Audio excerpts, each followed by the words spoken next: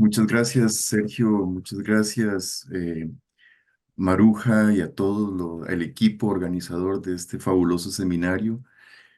Interesante ser el último en presentar una ponencia porque uno a estas alturas se ha nutrido de tan variadas y también tan interesantes presentaciones que lo hacen a uno plantearse si más bien entra en un resumen dentro de la propia ponencia, pero lo que les traigo hoy es, bueno, vamos a hablar obviamente de ciudades portuarias, lo digo así, pues ya por la presentación de Sergio que vieron ustedes, pues es mi área de trabajo. Hace un año hice una presentación también sobre ciudades portuarias, pero un enfoque muy local. Estuvimos hablando sobre ciudades de Costa Rica. Eh, Creo que todos, sí, la mayoría somos de Latinoamérica y tenemos una idea clara de cómo es el mapa de Costa Rica. Sabemos que tiene dos costas, una vertiente del Caribe y una vertiente del Pacífico. Y en aquel momento, pues me enfoqué en las ciudades más importantes de cada una de estas vertientes, sus dinámicas urbanas, particularmente la problemática eh, de la logística urbana, porque es un tema muy importante y a veces un poquito ausente eh, en nuestro contexto, el tema de la planificación urbana, el tema del uso del suelo. Pero en esta ocasión preferí hablarles de temas un poco más macros y por eso pues estoy utilizando algunas fuentes teóricas de la sociología para hacer análisis o interpretación de ciertos contextos que he escogido por acá. Em, Así que pues veamos a ver, me gustaría iniciar pidiéndoles algo muy sencillo, solamente por 30 segundos cerramos los ojos y voy a leer unas líneas para entrar en materia. Entonces, imaginen un puerto marítimo en pleno ajetreo. Enormes barcos cargados de contenedores se deslizan entre las aguas, mientras las grúas mecánicas se alzan majestuosamente hacia el cielo. El bullicio de los trabajadores se mezcla con el sonido de las gaviotas, creando una sinfonía caótica que es el latido mismo de la economía globalizada. Más del 90% del comercio mundial se realiza a través de estos puertos marítimos, subrayando la centralidad de las ciudades portuarias en la economía global. ¿Listo? Podemos volver. Las ciudades portuarias son mucho más que simples puntos de intercambio comercial. Todos, creo, eh, casi todos, excepto la compañera de Bolivia que acaba de terminar su presentación, tenemos en nuestros países alguna ciudad-puerto. Y a mí siempre me ha llamado mucho la atención la formación y la educación marítima en Bolivia, porque incluso tienen convenios marítimos firmados con la Organización de Naciones Unidas, con la OMI, eh, que muchos países de Centroamérica aún no los han ratificado. Y, y eso teniendo dos costas, es que la educación, la formación marítima y la conciencia de tener ciudades portuarias en un país y cómo explotarlas, pues va a variar de un país a otro dependiendo de cada una de estas de situaciones históricas e institucionales que las han ido conformando. Pero bien, quienes vivan en ciudades portuarias o visiten alguna ciudad portuaria con cierta regularidad, pueden ver cómo pues participan o tienen presencia muchos actores sociales. Ahí las autoridades portuarias, los gobiernos locales, las organizaciones sectoriales, los trabajadores portuarios, comerciantes, funcionarios aduaneros, residentes locales, todos estos actores vienen a conformar una red intrincada de relaciones. Entender estas relaciones es crucial para el desarrollo de políticas y estrategias que mejoren la sostenibilidad de estos entornos. Nuestro objetivo es identificar los patrones y estructuras que influyen en el comportamiento de las instituciones y de los individuos. Esto nos proporciona una perspectiva integral que nos ayuda a comprender las complejidades y a abordar a las ciudades portuarias de una manera más efectiva. En esta presentación recurrimos a perspectivas teóricas, como mencionaba, de algunos pensadores, de sociólogos, de teóricos, como Georg Simmel, Manuel Castells, Saskia Sassen, Zygmunt Bauman y Anthony Giddens, entre otros, que nos van a ayudar a entender mejor estas complejas realidades urbanas de las ciudades portuarias. Estas mentes brillantes han desarrollado herramientas conceptuales valiosas para analizar las dinámicas sociales que han influido en la evolución de los puertos y de las ciudades circundantes, y además nos proporcionan estrategias efectivas para enfrentar los desafíos del futuro de estos entornos únicos.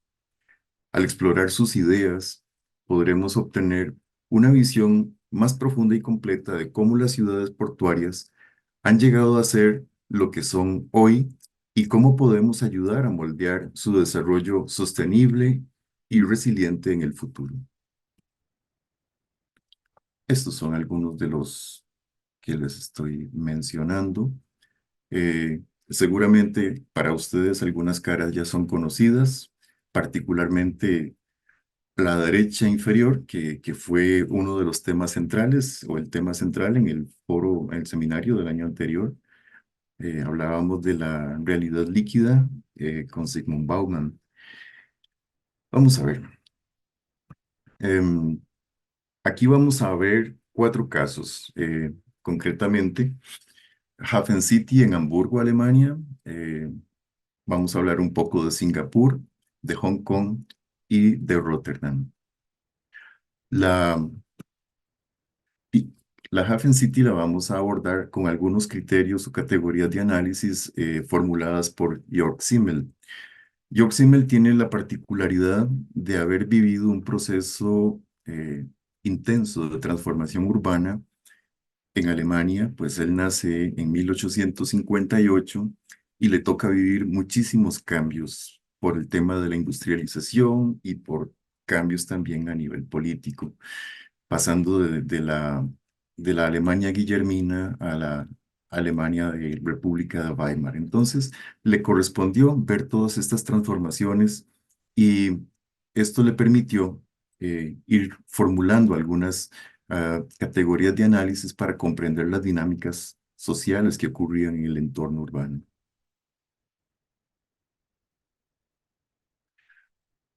La Hafen City en Hamburgo, Alemania, es un proyecto de gran envergadura que ha transformado el antiguo puerto en un nuevo barrio. Lo ha convertido en un caso interesante para analizar la relación entre espacio público y privado. Y además, esta Hafen City destaca por su enfoque en la sostenibilidad social y la resiliencia, temas que podemos también explorar a través de teorías como las de Castells sobre globalización o conectividad de ciudades y la ciudad como espejo, perdón, como el espacio del flujo de la información y el capital. Cuando veamos Singapur, nos vamos a concentrar un poco más en la parte de la innovación y lo vamos a abordar desde Bauman y desde Foucault. Hong Kong también es un tema interesante que lo vamos a abordar básicamente desde Giddens y el puerto de Rotterdam, pues será el último caso de esta presentación. eh, Refiriéndonos muy concretamente a aspectos de tecnología. Simmel investigó la relación entre individuo y entorno, destacando los límites entre lo público y lo privado y la influencia del espacio en la experiencia humana. Este enfoque interdisciplinario le permitió comprender las interacciones humanas en entornos urbanos arquitectónicos de manera única. El legado de Simmel ofrece valiosos insights para entender la sociedad moderna, las relaciones humanas y la influencia del entorno, la experiencia individual y colectiva. Y este enfoque en la interacción social y la influencia de la ciudad en el comportamiento humano es relevante para arquitectos y profesionales interesados en la complejidad de las relaciones humanas y los entornos urbanos. Así, la Haven City eh, está estrechamente ligada a los cambios de la industria del transporte marítimo, especialmente la contenerización. Probablemente todos hemos visto un contenedor y todos hemos visto un predio, un patio donde se almacenan contenedores. Y pues esto tiene una historia relativamente reciente. El tema de los contenedores pues vino a desarrollarse en la década de los años 60 cuando un empresario estadounidense de apellido McLean fue quien diseñó esta caja y bueno, se estandarizó el proceso de transporte de mercancías en contenedores porque resultaba eficiente y económico, pero esto vino a tocar básicamente toda la industria eh, marítima, transformando los barcos con estas medidas estándar para el transporte de carga. Así es que esta transformación en barcos que se da básicamente entre los años 70 y los años 80, que es la construcción de estos megabuques, tiene como consecuencia que los puertos y las ciudades portuarias tienen que irse adaptando a estas condiciones. Muchas veces la capacidad de reacción de un puerto no es tan rápido y esto le ocurrió a Hamburgo.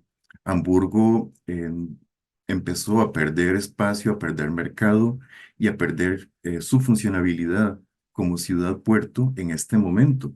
Y muchos de los espacios que vimos en el mapa anterior empezaron a quedar en desuso.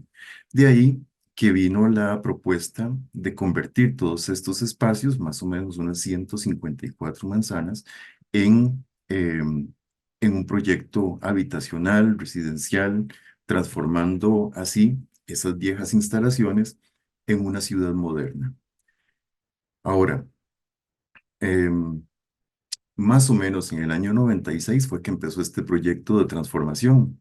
Algunos, no sé si podríamos llamarlos teóricos de la conspiración, han sostenido que parte de las razones por las que Alemania decidió invertir en un proyecto tan grande como el Hafen City se debió al proceso de la reunificación alemana. Es decir, que el proceso de la reunificación alemana tenía costos tan altos que no le permitía modernizar los puertos y ponerlos a tono como estaba ocurriendo en los puertos asiáticos.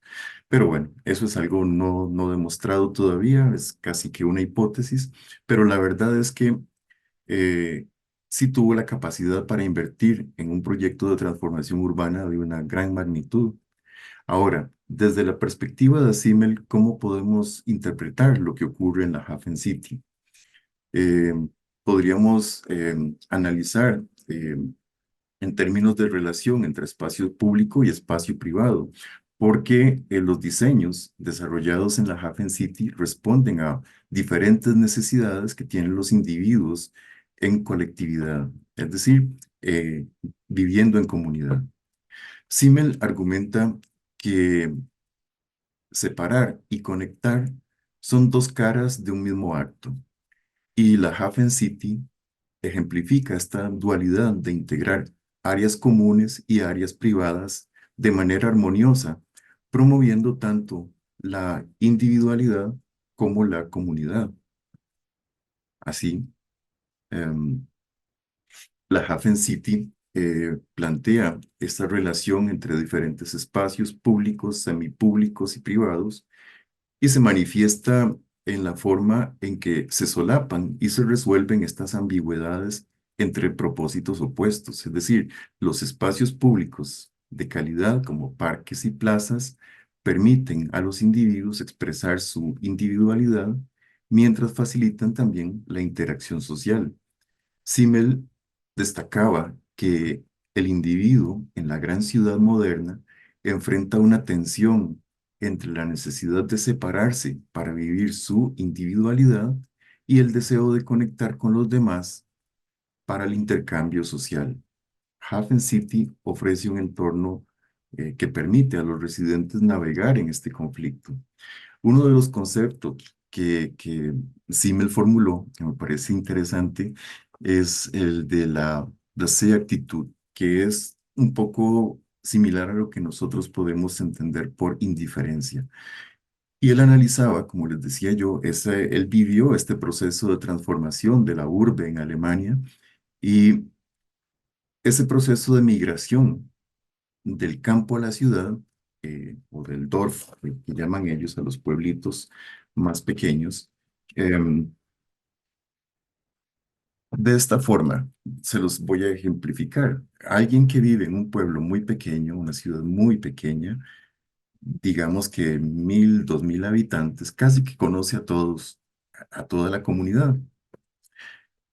Y cualquier camino que haga por una calle, por un pasillo, por una acera o vaya a una tienda a comprar, va a encontrar desde el momento en que sale de su casa hasta el momento que llega al punto de destino a una gran cantidad de personas y a todas las van a saludar. Hola, buenos días, y ese tipo de interacción. Cuando un individuo de un lugar pequeño se muda a una ciudad grande, tiene una sobrecarga de estímulos y no podría, primero, no los conoce a todas las personas que encuentra en la calle, pero tampoco podría saludar solo por cortesía a todos los individuos con quienes se tropieza. Entonces, hay una autoprotección psicológica del individuo que es la indiferencia y entonces se encierra en sí mismo. Ese es un fenómeno pues analizado precisamente en el proceso de desarrollo de las grandes urbes y los procesos de migración o desplazamientos humanos del campo a la ciudad, parte de los trabajos de Jörg Simmel. Además, desde otras perspectivas sociológicas, se pueden analizar tres aspectos clave en este proceso de transformación urbana. Uno que todos ustedes, la gran mayoría como arquitectos, conocen muy bien, que es la gentrificación, el cambio social, cohesión social y la participación comunitaria y las desigualdades urbanas. Entonces, en la Hafen City, esta gentrificación se manifiesta con la llegada de nuevos residentes de mayor poder adquisitivo. Eh, Claro, hay un proceso de transformación y hay espacios menos desarrollados, menos exclusivos dentro de esta Hafen City. Ahora, este cambio demográfico viene a reestructurar las relaciones de poder y los roles sociales, muchas veces generando conflicto entre nuevos y antiguos residentes. Además, pues la presencia de estos nuevos residentes con capacidad de consumo más altas, viene a tener un impacto en el precio de las viviendas o precios de alquileres que tenían antes los residentes originales, y esto va cambiando la dinámica económica local. Ahora, la cohesión social y la participación comunitaria también son esenciales en Hafen City. Las nuevas infraestructuras, como plazas y parques como las que acabamos de ver, facilitan esa interacción social y fomentan un sentido de comunidad. Esto es vital, eh, porque cuando los residentes participan en la planificación y el desarrollo de estas infraestructuras, están evaluando realmente si tienen la oportunidad de llegar a tomar decisiones sobre la transformación de su entorno de la vida diaria. Y una verdadera participación comunitaria, pues no se limita a la consulta, sino que implica también una inclusión activa de los residentes en el proceso de toma de decisiones.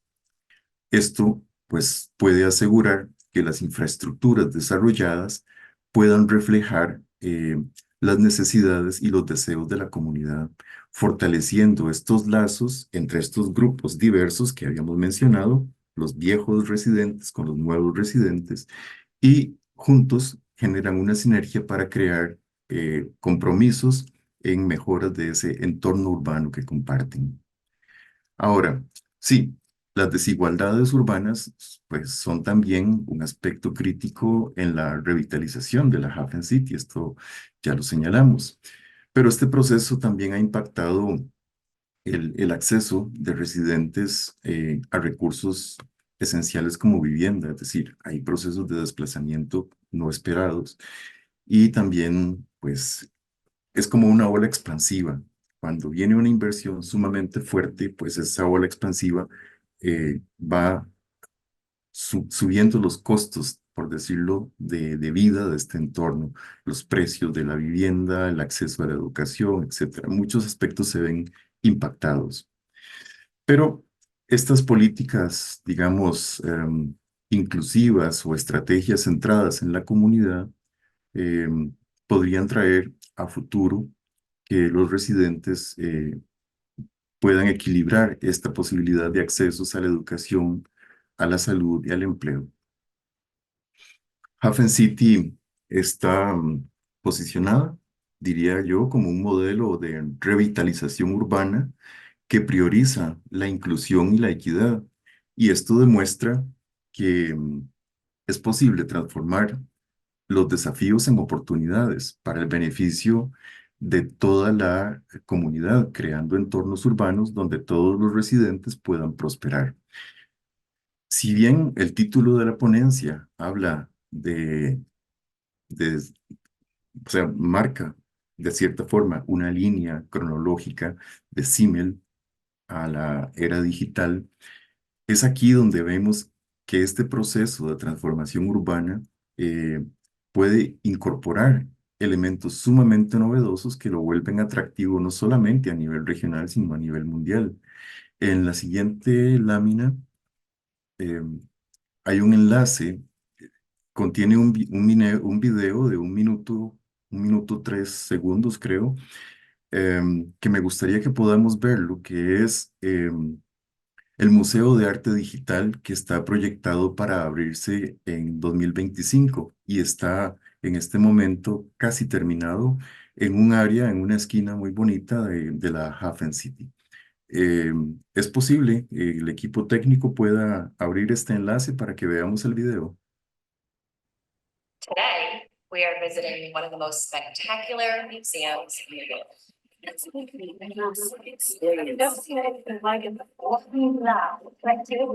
full museum is just people and mesmerizing. Das Digital Art Museum in Hamburg wird das größte Museum für digitale Kunst in Europa. Besonders ist, dass die Besucher und Besucherinnen Teil des Kunstwerks sind. Dadurch wird die übliche Distanz zwischen der Kunst und dem Betrachter aufgelöst. Mit der Hafen City hat man den idealen Ort gefunden. Im Spannungsfeld zwischen Elbphilharmonie und Elbtower fügt sich das neue Museum perfekt in den urbanen Kontext dieses neuen Stadtteils ein. Im Digital Art Museum zeigen wir Immersivkunst vom Künstlerkollektiv TeamLab. TeamLab verschmilzt in seinen Ausstellungen die Grenzen von Digitalem und Realem und setzt dabei weltweit seit über 20 Jahren neue Maßstäbe. 7000 Quadratmeter Fläche, klimaneutrales, modernstes Design, High-End-Technik. Das ist Hafen City, das ist Hamburg.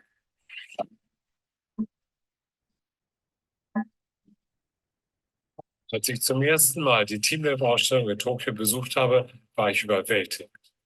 Seitdem war mir eins klar: Das möchte ich in Deutschland erleben. Jetzt sind wir endlich kurz davor.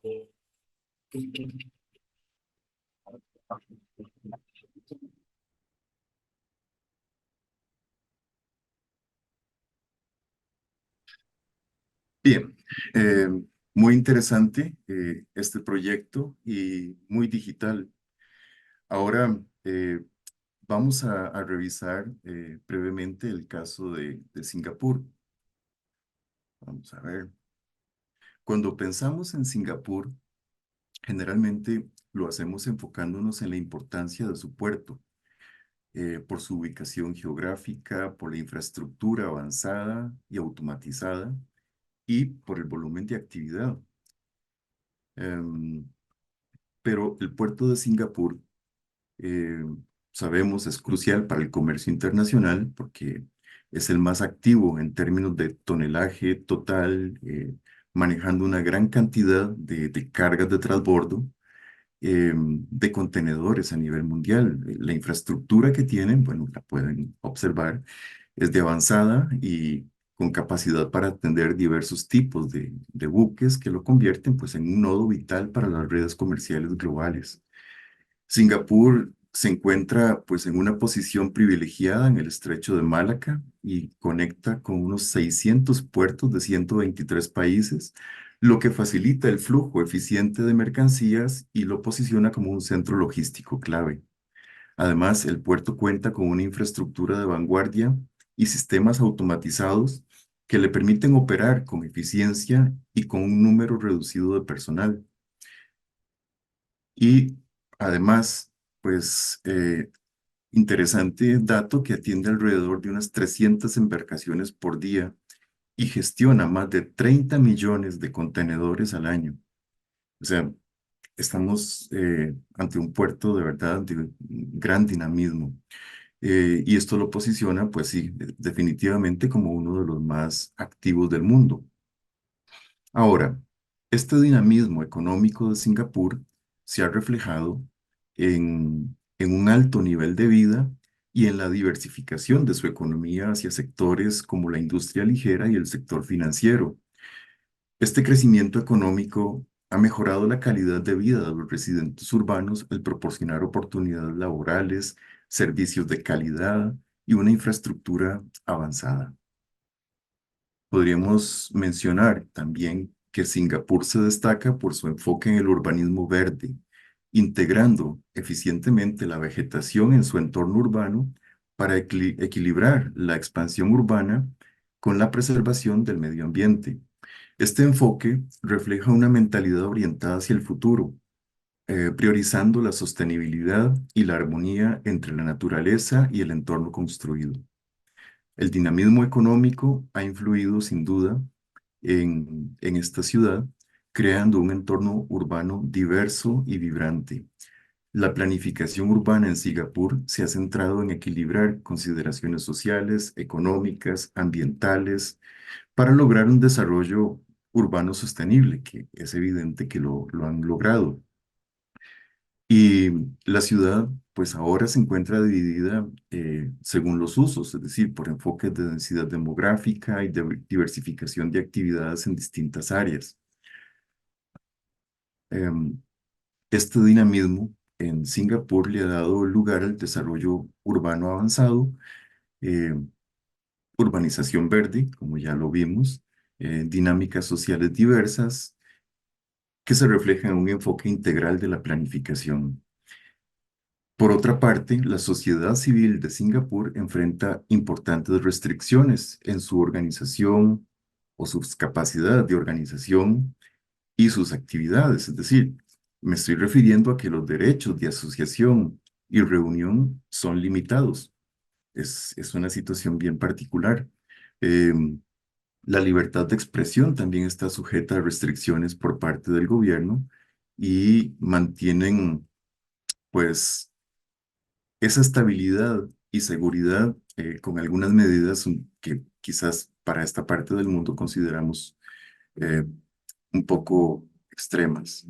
Pero es que ya desde el año 2010 hay una ley de orden público donde la policía puede prohibir a una persona asistir a un espacio público por un periodo de 24 horas si es que se encuentra bajo sospecha de alguna causa política y las actividades son frecuentemente investigadas por la policía, las actividades de reuniones, de grupos, etcétera. O sea, las restricciones han sido constantes desde el año 59, 1959, cuando se concedió este autogobierno. Ahora, ¿qué pasa con una ciudad portuaria con una infraestructura tan desarrollada, pero donde la comunidad pues vive con algunas limitaciones? ¿Cómo interpretamos esto desde la sociología? Yo creo que entre muchos aportes de la sociología, muchas categorías de análisis que nos ofrece la investigación social, podríamos recurrir a un especialista en análisis del poder, que es Michel Foucault. Michel Foucault nos invita a examinar cómo se ejerce el poder en la sociedad, un concepto que él denomina gubernamentalidad. En el caso de Singapur, vemos cómo el gobierno ha implementado estas restricciones significativas en la libertad de asociación y expresión y ha planteado interrogantes sobre cómo se regula y controla a los ciudadanos en nombre de esa estabilidad y orden público. Foucault nos recuerda que una sociedad civil vigorosa implica la presencia de conflictos y tolerancia hacia la diferencia. En Singapur, pues donde existen múltiples culturas, las restricciones a la libertad de expresión generan tensiones, evidentemente. Aquí debemos preguntarnos cómo se gestionan estos conflictos y diferencias en un entorno donde la desconfianza hacia la acción autoritaria pues es omnipresente. Foucault también nos invita a analizar la relación entre la economía, la planificación y el ejercicio del poder. Singapur, pues es un ejemplo de un gobierno que desempeña un papel central en la planificación económica y social, pero desde esta perspectiva podemos examinar cómo se articulan las políticas gubernamentales y la gestión de la sociedad civil en un contexto de desarrollo económico y de estabilidad política. Estas reflexiones nos desafían a pensar críticamente sobre el papel de la sociedad civil en la construcción de sociedades más justas y democráticas, donde el ejercicio del poder esté sujeto pues, a un escrutinio constante y a la participación activa de los ciudadanos.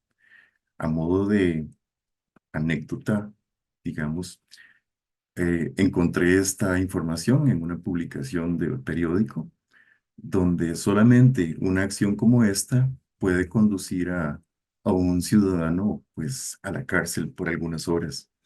Si es que estamos mirando un contexto sumamente desarrollado en temas de arquitectura, de economía, de avance tecnológico, pero que tenemos que plantearnos cómo analizar esto y cómo poder comprenderlo desde la sociología. Y Foucault es un buen mecanismo, una buena herramienta para poder empezar a hacer este tipo de interpretaciones.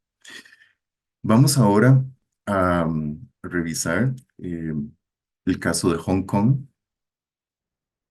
Hong Kong es una de las regiones administrativas especiales de China.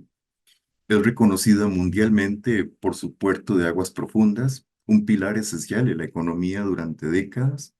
La ciudad eh, ha sabido aprovechar esa posición estratégica que tiene en el sureste de China eh, y además, pues todos sabemos, es uno de los puertos más avanzados y eficientes del mundo. Ha mantenido un ambiente de negocios favorable, es decir, por esta condición de gobierno especial que se tiene. Y estas políticas han atraído numerosas empresas multinacionales, estableciendo sus oficinas centrales y centros logísticos en esta ciudad. Además, Hong Kong cuenta con zonas francas que facilitan almacenamiento y reexportación de mercancías sin imposición de aranceles. Evidentemente, han sabido sacar provecho y hacer negocios importantes acá. La conectividad de Hong Kong no se limita solamente al transporte marítimo, también cuenta con aeropuerto internacional, eh, que es uno de los aeropuertos más grandes en el mundo para transporte de carga. Esta infraestructura del transporte multimodal asegura que Hong Kong pueda manejar tanto el tráfico de carga marítima como aérea de manera más eficiente. Además, de la importancia del puerto, Hong Kong es uno de los principales centros financieros del mundo, porque la bolsa de Hong Kong es una de las más grandes y activas y atrae capital realmente de todo el planeta. Y esta combinación de puerto con centro financiero lo convierte en un nodo crucial para la economía global. Cuando nosotros desde la sociología analizamos estas economías globales y la participación de las ciudades dentro de las economías globales, pues necesariamente tenemos un referente actual, eh, que es la doctora Saskia Sassen. Saskia, o la teoría de Saskia Sassen sobre las ciudades globales nos permite comprender la complejidad de las interacciones entre capital global, la mano de obra transnacional y las dinámicas urbanas contemporáneas. Las ciudades como Hong Kong no solamente son espacios físicos, sino también son entidades sociales y económicas complejas que desempeñan un papel crucial en la economía y la dinámica económica global. La presencia de flujos de capital, información y personas de Hong Kong no solo tiene implicaciones económicas, eh, diríamos que también influye en la configuración de las identidades, las relaciones sociales y las estructuras de poder en la ciudad. Esto nos invita a reflexionar sobre las desigualdades y tensiones que pueden surgir en ciudades globales como Hong Kong, donde la concentración de poder económico y la interconexión con la economía global pueden generar divisiones sociales y económicas significativas. Vamos a ver. Aquí un poco es una representación gráfica de estas conexiones entre ciudades globales desde la perspectiva de Saskia Sassen. Y en las tres siguientes láminas quiero resumir parte de las propuestas teóricas que tiene Sassen para comprender la dinámica de estas ciudades. Por ejemplo, se habla de los procesos transnacionales de la globalización política y económica y cultural que enfrentan las ciudades sociales con desafíos eh, teóricos y metodológicos nuevos. Es decir, esto es así que lo global trasciende el marco exclusivo del Estado-nación, por lo que compromete directamente algunos supuestos clave de las ciencias sociales, a saber, estos dos. La consideración del Estado-nación o Estado nacional como contenedor de los procesos sociales y la correspondencia implícita entre territorio nacional y lo nacional como característica. Yo creo que en toda Latinoamérica y particularmente en las ciudades portuarias latinoamericanas hemos visto desde los años 80 hasta el presente un proceso continuo y acelerado de de concesiones portuarias. Y estas concesiones portuarias tienen detrás empresas de carácter global, eh, que terminan determinando o terminan influyendo de manera drástica muchos aspectos de la vida y del desarrollo urbano de las ciudades. Si bien viene un puerto, por decirlo de alguna manera, como ejemplo, viene un puerto de una empresa muy grande, de una empresa internacional, y se instala en una comunidad pequeña, termina decidiendo sobre la urgencia de ampliar las vías terrestres para la comunicación con el hinterland, termina decidiendo sobre la expansión quizás de espacios portuarios para el almacenamiento y operaciones logísticas, y muchas veces estas decisiones que se toman desde Casa Presidencial con la empresa inversionista, eh, pasan por alto muchas veces los intereses de la comunidad. Y es ahí donde pues vale la pena entrar en detalle para revisar ese tipo de impactos, cómo afecta la dinámica urbana, la dinámica social a nivel micro, es decir, los procesos de interacción o interaccionismo simbólico, como se entiende desde la Escuela de Chicago. Además, hablamos de un eje central, digamos, de la sociología de la globalización. Lo global reside en cierta medida en lo nacional. Bueno, eso lo vivimos desde hace mucho y de manera muy intensa. Es decir, si un proceso o institución se encuentran dentro, si un proceso o institución se encuentran dentro de un estado, nación, no significa que sea un proceso o una institución de la nación. Todas las transnacionales que tenemos en nuestros países latinoamericanos, pues lo hacen evidente. Em, para no leer todo, bueno, ustedes pueden leerlo acá. Igual la presentación queda para una revisión posterior.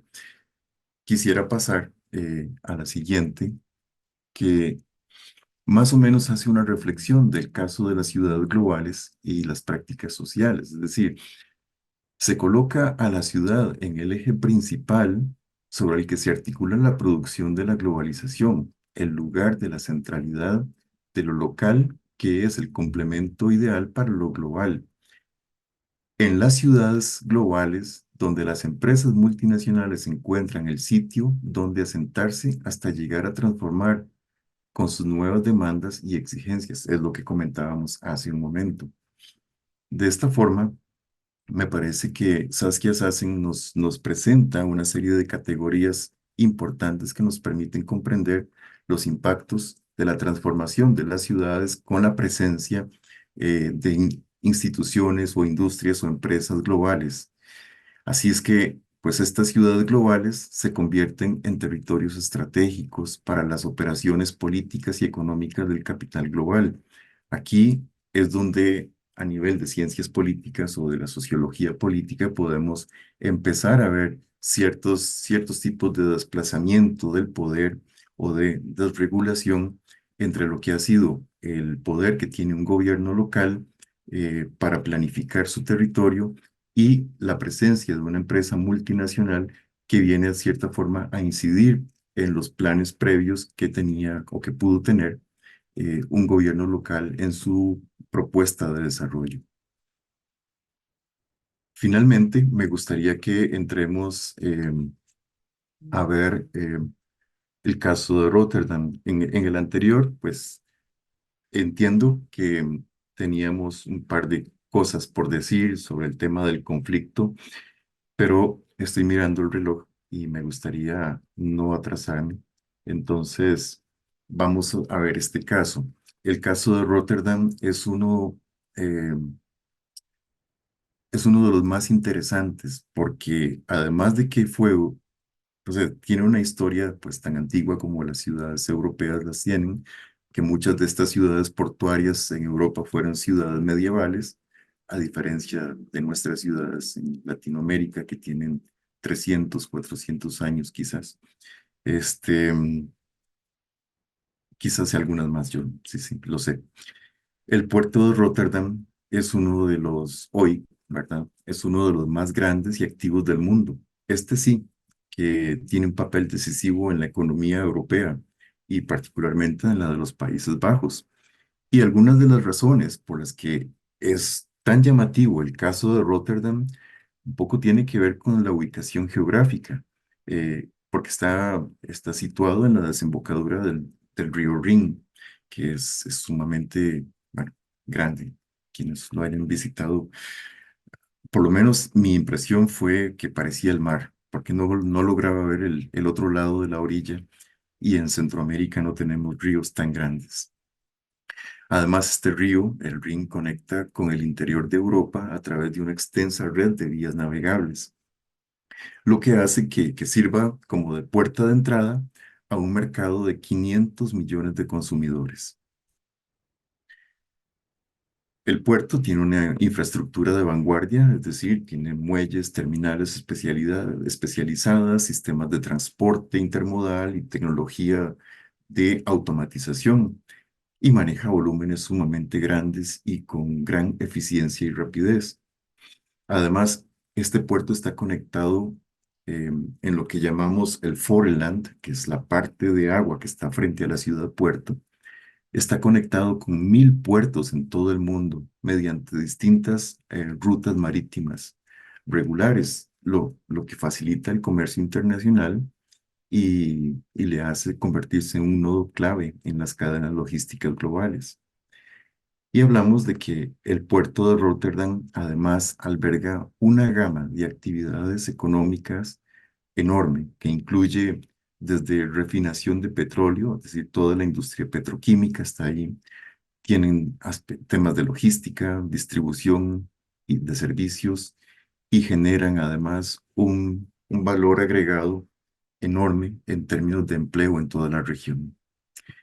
Y bueno, sin contar, obviamente, el tema del aporte económico, el impacto económico que tiene el puerto de Rotterdam, que estamos aquí calculando que puede ser más de 48.000 millones de euros por año, es decir, según los informes de la UNCTAD, y emplea de forma directa e indirecta unas 400.000 personas.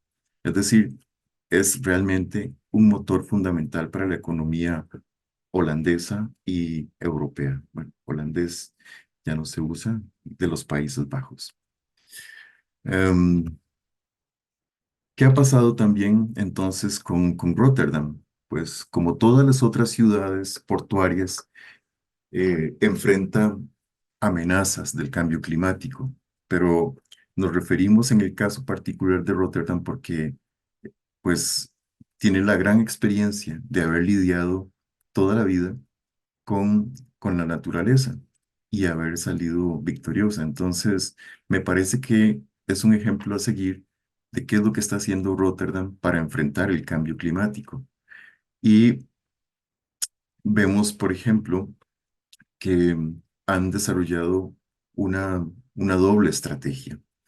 Por un lado, la reducción de emisiones globales y medidas proactivas de adaptación. Cuando estamos hablando de tratar de reducir las emisiones globales, estamos hablando de la participación que tienen organizaciones como el Puerto de Rotterdam dentro de la Organización Marítima Internacional para modificar algunos aspectos de los convenios internacionales de aplicación, que son, en este caso, MARPOL. MARPOL es uno de los convenios básicos de la OMI, y que tiene que ver mucho con el tema de regular la contaminación que se produce por buques. Muchas veces esta contaminación se produce en los puertos por descargue de aguas de lastre, pero también por emisiones. Y si pensamos un poco comparativamente en qué significan estas emisiones, podemos graficarlo de esta forma. Un barco contamina el equivalente a unos 15.000 vehículos. Así es que imaginen ustedes cuántos barcos están en las rutas marítimas principales, las que son este-oeste o norte-sur, y a cuánto equivale el nivel de contaminación. Por eso es que han buscado diferentes medidas y políticas de aplicación para reducir las emisiones de azufre, principalmente. Pues han buscado pues implementar soluciones sostenibles y promover un poco la resiliencia urbana. Ahí encontramos en Rotterdam la colaboración con las comunidades anfitriones y con otras partes interesadas, que definitivamente es esencial para estas iniciativas. No cabe duda que los puertos son motores económicos y ecosistemas cruciales para la vida marina y la productividad ambiental, pero es fundamental comprender e implementar estrategias que aborden pues nuestras realidades ambientales actuales y que garanticen la sostenibilidad y la preservación pues de los entornos valiosos. Rotterdam ha implementado diversas estrategias. Podríamos decir que em, precisamente pensando en el tema de las amenazas del cambio climático, pero una de ellas ha sido la planificación estratégica del puerto, porque integra la adaptación al cambio climático y la resiliencia en la ciudad puerto. Esto implica em, la colaboración de autoridades portuarias, municipios, empresas, organizaciones comunitarias y ciudadanos que quieran involucrarse, participan en estas dinámicas. Em, Por otra parte, se han desarrollado en Rotterdam infraestructuras adaptadas al cambio climático. Esto incluye las medidas de protección costera, los sistemas de drenaje mejorados, áreas verdes urbanas para la absorción del agua y la reducción del efecto de islas de calor y la promoción de una movilidad sostenible. Y pues se llevan a cabo iniciativas de participación comunitaria que involucran a diferentes grupos sociales en la planificación y ejecución de medidas de adaptación. Es decir, estamos hablando de trabajos de sensibilización sobre el cambio climático, desde primaria a todos los ámbitos comunales, etcétera, y ámbitos educativos. Hablamos de capacitación en temas de resiliencia urbana, consultas públicas en torno a la toma de decisiones y colaboración con organizaciones locales y grupos de interés. Diríamos que entre todas estas medidas podemos también señalar que Rotterdam ha formado o ha fomentado una innovación tecnológica en áreas como la eficiencia energética, la gestión del agua y la movilidad sostenible. Además, ha desarrollado programas educativos de concientización para empoderar a la población en la adopción de estas prácticas sostenibles y en la preparación para eventos climáticos extremos. El puerto y la ciudad de Rotterdam han establecido alianzas estratégicas con instituciones académicas, con organizaciones no gubernamentales, con empresas privadas, con actores clave. Y estas alianzas permiten compartir conocimientos, recursos y buenas prácticas para fortalecer la resiliencia de la ciudad y del puerto. Bauman, para rescatarlo, nos ofrece algunas propuestas de análisis para el caso de Rotterdam. Por ejemplo, toda la planificación estratégica que integra la adaptación al cambio climático y la resiliencia en la ciudad y el puerto, que ya vimos implica la colaboración de diversos actores, refleja la importancia que Bauman le otorga a la planificación anticipada en un mundo líquido caracterizado por la fluidez, la incertidumbre y la volatilidad. Además, eh, están incluyendo medidas de protección costera, estos sistemas de drenaje mejorados, áreas urbanas, y esto eh, es parte de esta planificación preventiva o, digamos, se llevan a cabo ahí algunas iniciativas de colaboración para involucrar diferentes grupos sociales de planificación y se fomentan áreas de eficiencia energética. Bauman también advierte sobre las desigualdades y tensiones que pueden surgir en esta modernidad líquida. Es crucial analizar si las medidas de adaptación al cambio climático en Rotterdam están abordando de manera integral los desafíos sociales y promoviendo la justicia ambiental. Aplicar los conceptos de Bauman en Rotterdam, pues presenta un modelo de cómo las ciudades pueden adaptarse y liderar en la era de la modernidad líquida, asegurando un entorno dinámico, exclusivo y resiliente para todos los ciudadanos. Me parece que ahora podríamos empezar a hacer un cierre a partir del análisis de estos 4 casos, apoyándonos en algunos conceptos de Anthony Giddens, porque Anthony Giddens se caracteriza por facilitar herramientas para un análisis prospectivo y en este caso aplicado a las ciudades portuarias y a los casos en particular que hemos revisado. Anthony Giddens nos habla básicamente de modernidad reflexiva, globalización, seguridad ontológica, agencia humana, riesgo y sostenibilidad. La modernidad reflexiva de la que nos habla Giddens, pues aplicada a las ciudades portuarias, bueno, primero tenemos que ver que modernidad reflexiva es un estado en que las sociedades modernas se vuelven conscientes de sí mismas y de los efectos de sus acciones y adaptan continuamente sus estructuras y procesos en respuesta a los cambios y desafíos emergentes, es decir, son ciudades conscientes, presentes, alertas. Aplicado en estos casos, vemos como la Hafen City sí refleja sobre su pasado, se refleja sobre su pasado industrial y se adapta a crear un distrito moderno, nuevo y sostenible. Singapur integra tecnologías avanzadas que reflejan esa comprensión profunda de las necesidades futuras.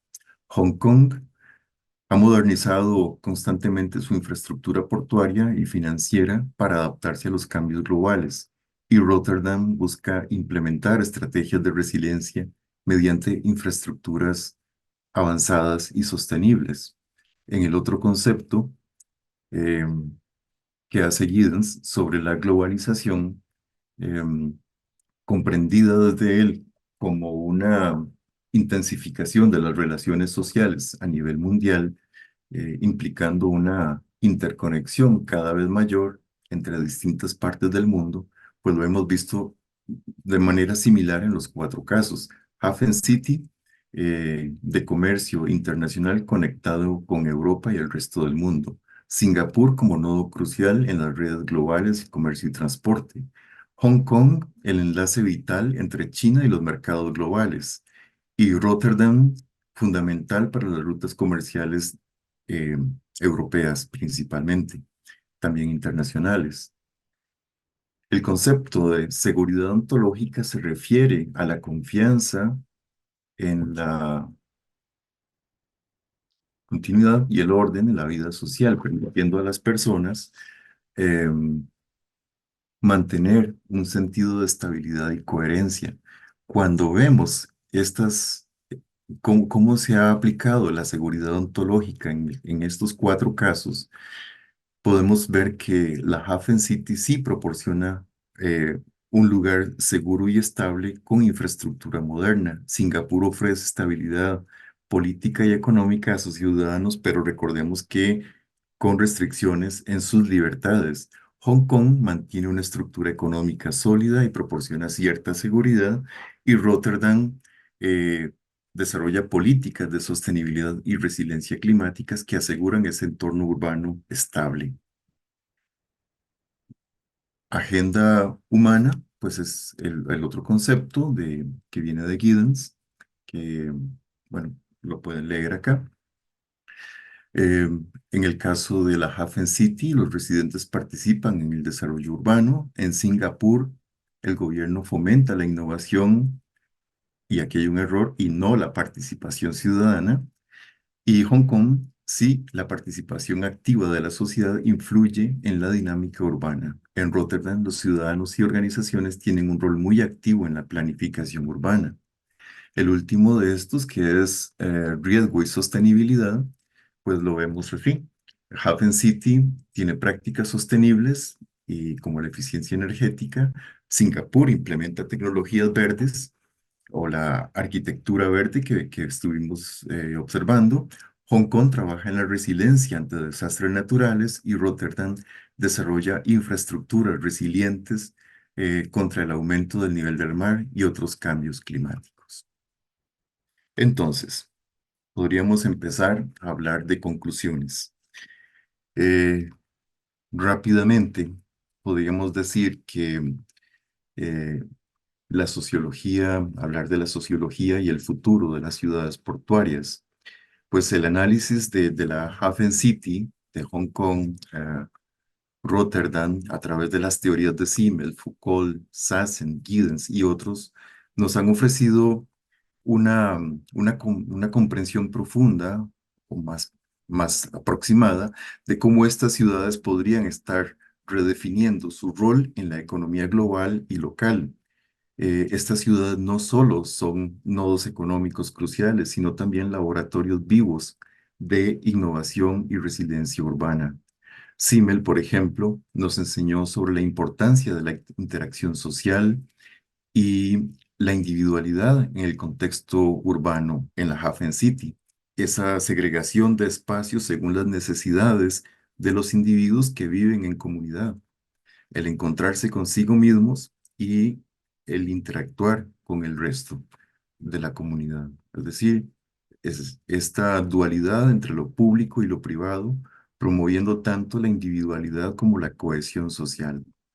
Luego vimos con Foucault, Michel Foucault, el concepto de gubernamentalidad, que nos ayudó a entender cómo el poder y la regulación influyen en las dinámicas urbanas. Y el caso de Singapur en particular, vimos cómo las restricciones a la libertad de asociación y expresión se balancean con la estabilidad y el desarrollo económico. Saskia Sassen, con su teoría de las ciudades globales, nos hace destacar la interconexión y las complejidades de las ciudades en la economía mundial. Aquí Hong Kong y Rotterdam son ejemplos claros de cómo las ciudades portuarias actúan como nodos estratégicos en las redes globales del capital, de la información y de las personas. Y Anthony Giddens, con sus propuestas de modernidad reflexiva, globalización, seguridad ontológica, agencia humana y sostenibilidad, nos ofrece un marco robusto para analizar cómo las ciudades se adaptan y prosperan. Todas las ciudades estudiadas muestran una capacidad notable para reflexionar sobre sus estructuras y sus procesos, adaptándose continuamente a los desafíos emergentes. Estas ciudades portuarias demuestran que la adaptabilidad, la reflexión crítica y la participación comunitaria son esenciales para construir entornos urbanos resilientes y dinámicos, al integrar prácticas sostenibles y fomentar la innovación y asegurar la justicia social. Estas ciudades no solo sobreviven, sino que prosperan en un mundo en constante cambio. Hasta aquí mi presentación para cumplir con el tiempo y muchas gracias.